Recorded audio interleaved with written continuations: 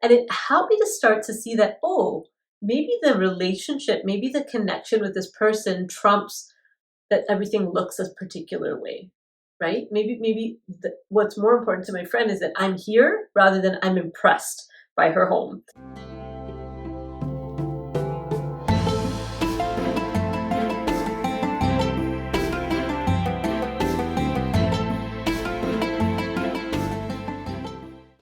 Hi, and welcome to Therapist Thursdays. Today we are talking about perfectionism in the context of independence.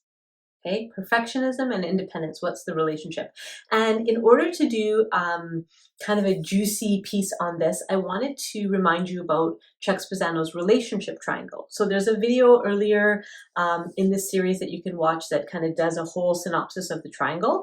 But for this video, I just want to talk about the independent side of the triangle and how that connects to perfectionism.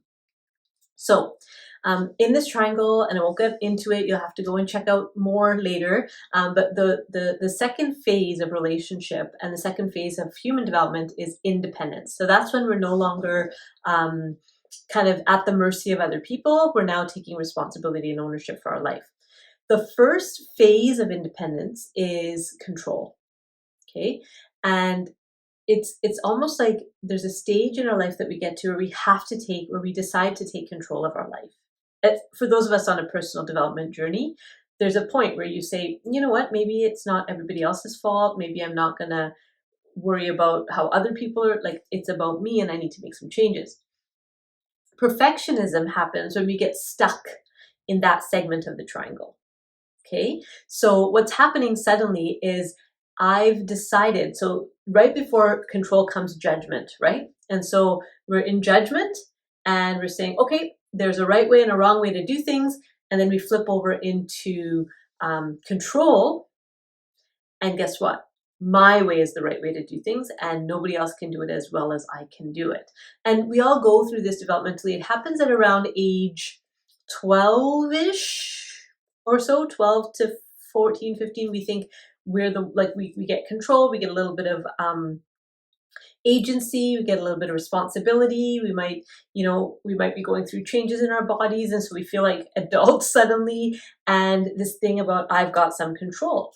Now, in our lives, if there are a lot of things going on that make us feel out of control, especially as children, some of us turn to perfectionism. We turn to things having to be precise and particular in order for us to feel a sense of predictability and a sense of comfort, a sense of safety. The challenge with perfectionism is it isolates us from other people, right? And this is where I wanted to make that link on perfectionism and independence.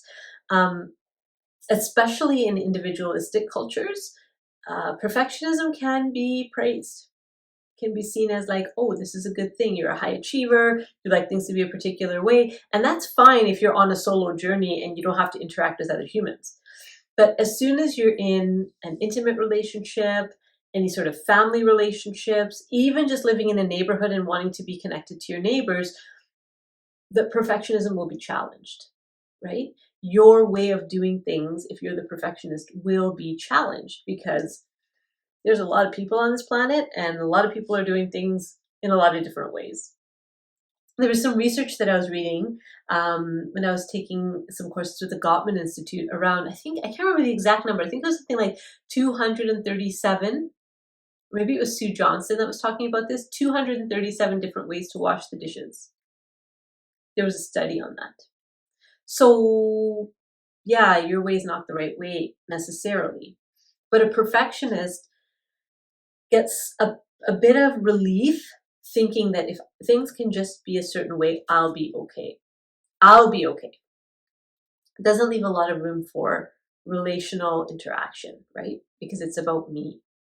And so for those who might be watching who themselves are perfectionists, or if you have somebody who's a bit of a perfectionist in your life, maybe that's something to think about and to ponder upon is how is their perfectionism actually isolating them, or how is your perfectionism actually isolating you from connecting to other people? Sometimes perfectionists can come across as a bit intimidating, right? Because they think the way that they do things is the right way. And so that can be a bit off-putting for people that just want to connect. I know that there was a phase in my life where I went through perfectionism, and quite a long phase. And one of the things I noticed was I had friends over a lot less often back then. Because in my mind, if my house didn't look a certain way, then it was not fit for entertaining. My space was not fit for entertaining. And so I waited until things were just so, right?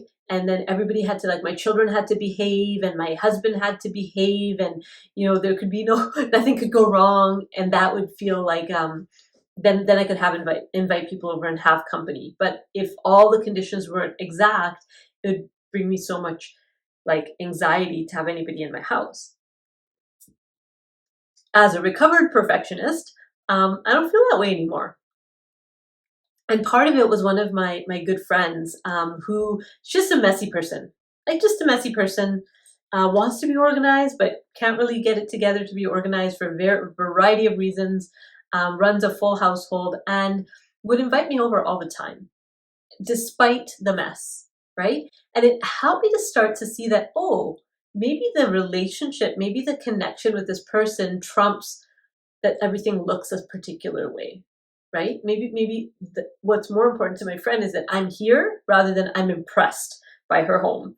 And I really took that to heart, and I started implementing it in my own life and seeing how letting go of perfectionism actually softened my independence and made me more accessible to my loved ones and to new people and new friendships.